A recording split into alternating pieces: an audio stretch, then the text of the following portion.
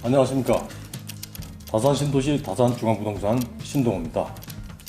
오늘은 상가 투자나 창업에 대해서 한번 생각해 보도록 하겠습니다. 워낙 경기가 안 좋다 보니까 안 하는 게 돈 버는 거다, 여러 가지 얘기가 돌고 있는데요. 하지만 이거에 대해서 한번 생각을 구체적으로 한번 해보도록 하겠습니다. 일단 현재 금리 상황입니다. 정기예금 금리인데요. 시중은행의 정기예금 금리가 0.9%에서 대략 1.56%까지 나오고 있습니다. 그러니까 워낙 금리가 낮다 보니까 당연히 정기예금 금리도 낮은데요. 이 정도 수준이면 사실 투자라고 하기도 그렇고 이게 조금 좀 애매해서 이걸 보고서 뭘 하겠다는 건 사실 좀 문제가 있다고 생각됩니다. 결과적으로 금리 부분은 전혀 가치가 없다고 생각되는 부분입니다. 두 번째가 이제 펀드들을 많이들 생각하고 계신데요. 확정 수익이나 예를 들어서 원금 보장형 펀드가 있다고 그러지만 최근에 우리은행에서 좀 문제가 되고 있습니다만 원금 보장이 되는 펀드가 과연 있느냐. 사실 서민들이 투자해서 그럴 수 있는 펀드는 좀 제한되지 않았느냐. 그리고 거기에 대한 정보가 굉장히 좀 막혀 있다. 좀 그런 생각이 많이 드네요. 그러면 상가는 어떠냐? 상가 그게 이제 중심상업지역, 근생, 단지내 상가 이렇게 나와 있는데요. 상가 기존에 있던 이제 기존 상권의 상가도 있을 것이고요. 그 상가는 단지내 상가 정도로 취급하시면 될 것 같습니다. 이제 여기에서 이제 큰 차이점은 가격입니다. 대략 이제 1층 상가 기준에서 10평에서 한 12평, 크게 한 14평, 5평까지도 있는데요. 1층 상가 기준으로 보면 중심상업지역은 대략 10억에서 한 12억, 근생 상가에서는 한 6에서 8억, 단지내 상가는 한 4에서 6억, 이 정도 금액을 형성하고 있습니다. 그리고 이제 거기에 따른 수익률은 1층 상가 같은 경우에는 대략 4에서 한 5%, 2층 이상은 5에서 6%, 이제 요 정도가 나오고 있습니다. 그리고 제가 말씀드리는 상가는 임대가 안 된 분양 상가는 아예 이제 말씀드리는 것을 제외하겠습니다. 그리고 실제로 투자하실 때도 임대가 안 된 분양 상가는 좀 생각하지 않으셨으면 합니다. 상가에 지금 가장 큰 문제가 되고 있는 게 공실입니다. 그래서 공실 문제를 제가 이제 본인이 직접 자가 운영하시겠다 그런 경우는 말리지 않겠습니다만 투자를 위한 목적으로 하신다 그러면 일단 이 임대된 그 분양 상가는 투자 대상에서 제외하시는 것이 맞다고 생각됩니다. 지금 보시는 게 중심 상업 지역과 그 외에 이제 상가와 아파트들을 나타내는 모습입니다. 다산신도시 진건축입니다. 지금 여기 보시는 빨간색 부분들이 중심 상업 지역입니다. 그러니까 다산역을 중심으로 해서 모든 상가들이 밀집해서 이제 있고 용적률이 한 600에서 700% 정도 나와서요. 대략 건물들이 한 7에서 10몇 층까지 지어지는 건물들입니다. 그리고 근생구역이라고 근생상가라고 그래가지고요. 요건 이제 아파트 단지의 각 필지의 코너에 위치하고 대략 이제 용적률이 한 300~400% 정도 나오게 되고 5층으로 지어지는 상가들입니다. 그리고 이 부분은 이제 단지내 상가인데요. 각 아파트 단지내에 위치하면서 1층이나 2층으로 지어지면서 각 단지내에 위치하는 상가들입니다. 지금 보시는 게 이제 중심상업지역 상가들입니다. 각 블록별로에 가서 이렇게 이제 상가들이 다 있게 되고요. 여기에 이제 오피스텔도 같이 이제 위치하게 됩니다. 그다음에 여기 이제 근생상가입니다. 단지 앞에 위치하면서 전부 이제 5층으로 이루어져 있는데요. 5층으로 이루어지면서 이제 이루어지는 상가들이고 여기 요 뒤에 부분은 이제 단독 필지라고 단독주택입니다. 단독주택이고 이렇게 이제 길 옆에 이렇게 5층으로 이루어진 상가가 근생상가로 보시면 되겠습니다. 그리고 여기 이제 단지내 상가인데요. 아파트 단지내에 위치하면서 지금 여기 보시는 사진이 1층이지만 1층도 있고 2층도 있습니다. 이제 그래서 2층도 있는 상가도 있는데요. 그래서 이게 이제 단지내 상가가 되겠습니다. 근데 투자 방법은 크게 어떤 방법이 있느냐? 입찰 방식이 있고 분양 방식이 있고 이제 매매를 통한 이제 매수를 통한 방식이 있겠습니다. 입찰 방식을 보면 이거는 이제 요즘 대부분의 이제 단지 내 상가는 그 입찰 방식을 통해서 공개 입찰 방식을 통해서 이제 그 매수자를 구하게 됩니다. 지금 여기서 출입구가 이 방향인데요. 지금 옆에 여기 출입구와 가격 옆에 있는 상가가 제일 비쌀 거 아닙니까? 그래서 이거를 가격을 뭐 결정하는 거를 수요자가 요 가격, 예를 들어서 이게 101호라 그러면 101호의 가격을 써내는 데 중에서 가장 높은 사람이 이제 요 호수를 가져가는 이런 구조의 방식이 되겠습니다. 그래서 이제 단지 내 상가는 대부분 입찰을 통해서 그 주인을 구하게 된다. 그다음에 두 번째 분양상가인데요. 분양상가는 이쪽 여기 이제 중심상업지역 각 밑에 1층에 호실, 2층에 호실, 호실별로 근생상가도 마찬가지인데요. 이 각 호실별로 해서 이제 그 나누어서 이거를 분양한다고 합니다. 가격을 정해놓고 이제 그 판단 얘기죠. 그게 이제 분양상가라고 그럽니다. 그다음에 이제 일반 매매는 뭐 거기에 이제 예를 들어서 아까 그 분양상가를 받으셨던 분이 다시 파시는 경우도 있을 거고 아니면 기존에 있는 상가 신도시 상가가 아닌 기존 상가나 이런 것들이 이제 그걸 사서 하는 경우도 있을 것이고요. 그러면 가장 중요한 게 적정 임대료입니다. 적정 임대료 수준이 과연 얼마가 되느냐?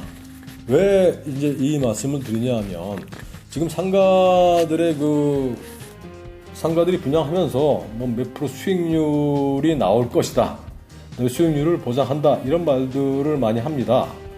그러면 과연 분양상가의 수익률을 믿을 수 있느냐 100% 그걸 어떻게 보장할 것이냐 하는 문제가 생기게 됩니다. 근데 사실 그게 불투명합니다. 그게 이제 그러다 보니까 뭐 저도 그렇고 이제 많은 그 분양상가들도 마찬가지인데요. 먼저 임대를 맞춰놓고 거기에 따른 분양가를 거꾸로 환산하게 됩니다. 이게 사실 투자자 입장에선 가장 확실한 경우가 되는 게 맞습니다. 물론 그게 이제 허위에 이제 임대차를 맞췄다고 그런 경우도 있기 때문에 좀 주의하셔야 될 부분이 있습니다. 그래서 뭐 그 부분까지는 말씀드리지 않겠습니다. 일단 그래서 그렇게 되면 결과적으로 상가의 가치는 임대료에 따라서 환산되는 것이 맞다. 그러니까 환산은 임대료가 뭐 5%라고 하면 분양가는 거기에 맞춰서 환산돼서 가격을 정해서 팔아야 된다는 그렇게 이제 보시는 게 맞습니다. 이제 그래서 그런 부분이 예를 들어서 이제 그 11억짜리 분양상가라고 그러면 5% 수익률이라 그러면 요건 보증금 1억에 월 416만 6천 원 정도가 나와야 되는데요. 그게 무슨 얘기냐 하면 요런 이제 416 곱하기 12 나누기 10억 11억 이제 총 분양가에서 여기 보증금 1억이 있기 때문에 이렇게 계산하면 이제 5%가 나온다는 얘기입니다. 근데 이게 예를 들어서 지금 이제 신도시 상가 중에서 1억에 416만원, 한 12평 되는 상가가 이렇게 1억에 416만원을 견뎌낼 수 있는 업종이 그렇게 많지가 않습니다. 대략 지금 이제 뭐 신도시 같은 경우에 1층 상가들이 중심상업적의 경우에는 보통 한 300에서 350 정도가 적당하지 않느냐고 생각되고요. 물론 이제 그 이하도 있습니다. 그래서 요거는 어쨌든 임대료 수준이 적절한지 여부를 좀 판단하는 게 필요합니다. 예를 들어서 지금 현재 1억에 416만 원이 임대됐다고 이제 그 분양사에서 얘기를 하는 경우도 있는데요. 그게 검증 작업이 좀 필요하다는 얘기입니다. 그래서 이 부분 이렇게 이제 과연 허위나 이제 뭐 이런 부분에 대해서는 지금 오늘 말씀드리지 않겠습니다. 어쨌든 그래서 1억에 월 300만 원의 상가라고 임대가 돼 있다 그러면 그 상가의 가격은 5% 수익률 기준에서 8억 2천만 원이 된다는 얘기입니다. 계산법은 이렇습니다. 그래서 그렇지만 이거는 일반적인 상가의 경우고 예를 들어서 뭐 선호하는 브랜드들 특히 이제 유명 프랜차이즈의 경우에는 이게 이제 수익률을 굉장히 낮춰서 제시합니다. 무슨 얘기냐 하면 뭐 이제 일반 식당이나 이런 것으로 이제 이런 상가들은 뭐 1억에 400이지만 예를 들어서 뭐 스타벅스가 됐던 좀 유명 브랜드가 되면 그게 1억에 300만 원이 돼도 가격은 동일하다는 얘기입니다. 유명 브랜드의 경우에는 투자자 입장에서도 굉장히 좀 선호하는 경향이 높기 때문에 이제 그런 경우를 많이 좀 볼 수 있습니다. 그러면 중심상업적 상가라고 해도 과연 이게 뭐 어디가 좋냐 나쁘냐 하는 거는 어떤 기준으로 판단을 해야 되느냐는 문제가 생깁니다. 가장 중요한 건 그 상권의 활성화 정도입니다. 과연 여기 지금 다산 신도시 진건지구의 중심상업지역도 1번, 2번, 3번이 되어 있는데요. 각 진행 상황이 틀립니다. 현재의 이제 그 입점하고 있는 업체 수가 각 진행 상황에 따라 많이 틀리기 때문에 중요한 건 현재 활성화되어 있는 정도가 큰 쪽을 먼저 보시는 게 맞습니다.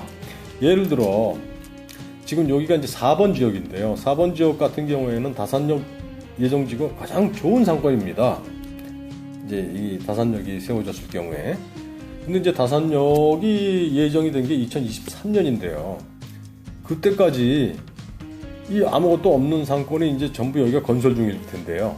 건설 중이면 사실 이 상가들이 뭐 제일 좋은 상가인 것은 뭐 부인할 수 없습니다만 워낙 앞에 이제 미래의 건 얘기이기 때문에 좀 문제가 있다는 얘기입니다.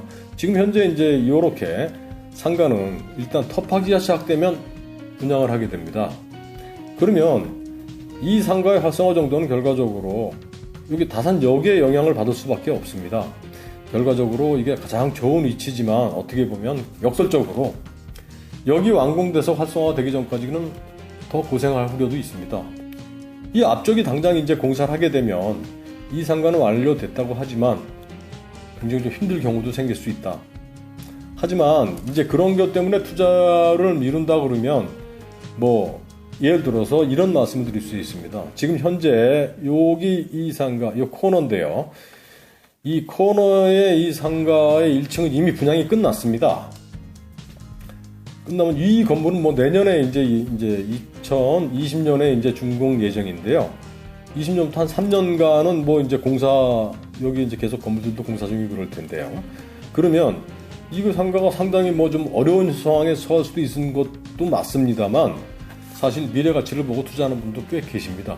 그래서 그렇지만 이제 저는 사실 이런 부분은 뭐 이렇게 뭐 좋다 나쁘다는 말씀을 지금 현재 상황에서 드리긴 좀 곤란한 게 상가의 기본적인 판단 기준은 현재 가치가 맞습니다만 미래 가치를 무시할 수도 없는 게 또 상가의 시장입니다. 그래서 이런 부분들은 뭐 이제 투자자 입장에서 한번 곰곰이 생각해 보시고 결정해야 될 문제입니다만 저 같은 경우에는 일단 현재 수익이 우선이다. 그리고 미래 수익은 뭐 그때 가서 얘기니까 좀 나중에 판단하셔도 늦지 않다고 생각된다고 말씀드릴 수 있습니다. 일단 뭐 오늘 내용이 뭐 크게 뭐 도움이 되셨는지 말았는지 모르겠는데요. 상가를 투자하실 때는 일단 미래 수익보다는 현재 수익. 그리고 현재 수익도 사실 이제 가능성이 어느 정도 좀 있어서 수익이 좀 더 올라갈 수 있는, 임대료가 올라갈 가능성이 있는 곳에 투자하시는 게 맞다고 생각됩니다. 이상 다산신도시 다산중앙부동산 신동호였습니다.